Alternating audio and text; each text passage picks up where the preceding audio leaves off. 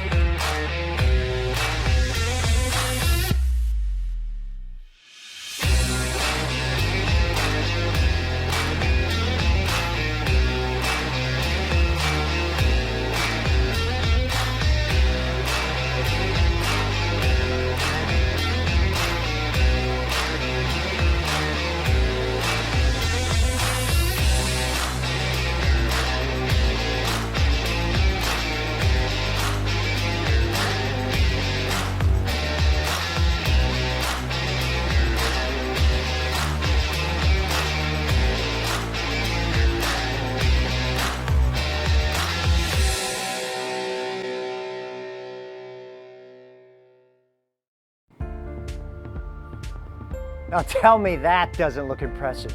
It impresses me. I'll tell you, I've been doing this for a long time. This has been very difficult. It's been strenuous. There's a lot of great, smart, intelligent cutting tool people that have worked probably way too many hours on this brand, making sure to get it right. Folks, this is exciting, and I am glad that I got the time to use this platform to let everybody know out there, Valor Holemaking, a new hole-making company in the US, manufactured in the US, built in the US, engineered in the US, coming to your folks real soon.